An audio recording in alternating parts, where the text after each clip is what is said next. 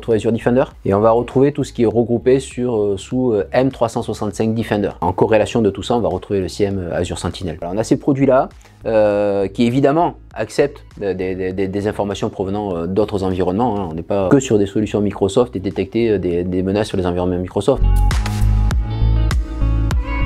C'est la composante XDR qui va s'occuper de tous les composants, on va dire toutes les briques d'infrastructure, qu'elles soient dans le cloud ou qu'elles soient sur les environnements locaux. Tout ce qui est serveur, environnement de stockage, tout ce qui est base de données, mais aussi des solutions de type IoT et ce genre de choses-là. Donc c'est quelque chose qu'il faut activer au niveau de la souscription. On va activer donc Defender sur plus ou moins d'objets. Si on déploie un cluster Kubernetes, on va pouvoir activer Defender pour Kubernetes, on va pouvoir le déployer pour nos bases de données, pour nos comptes de stockage, pour tout ce genre de choses-là.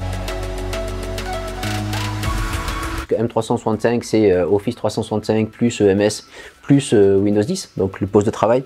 Voilà, là on va retrouver toutes les couches de la solution Defender, que ce soit la partie endpoint, que ce soit la partie Office 365, que ce soit la partie identité. Donc ça va nous permettre donc là de protéger tout ce qui est courrier, documents, identité, applications.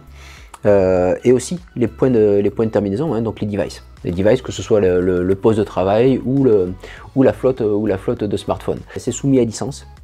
Et en fonction des licences que l'on va avoir, donc soit des licences au niveau de M365 ou alors des composants, donc soit des licences dans Office 365, des licences dans EMS, des licences dans Windows 10. En fonction de ça, on va avoir plus ou moins de briques.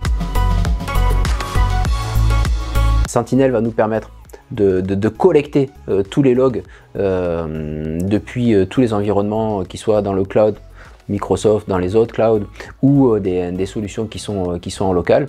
Je collecte les logs et je vais venir les analyser d'un point de vue sécurité avec des règles qui peuvent être des règles basiques qu'on va même pouvoir écrire soi-même, ou alors des règles qui comportent vraiment de l'intelligence artificielle, qui elles sont fournies par Microsoft. Et en cas d'incident, tout un tas d'outils qui vont me permettre de faire les investigations. Ça, c'est la partie CIEM.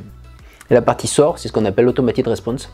Ça veut dire qu'en réponse à des alertes ou à des incidents, je vais être capable de déclencher des opérations, alors soit de manière manuelle, soit de manière automatique.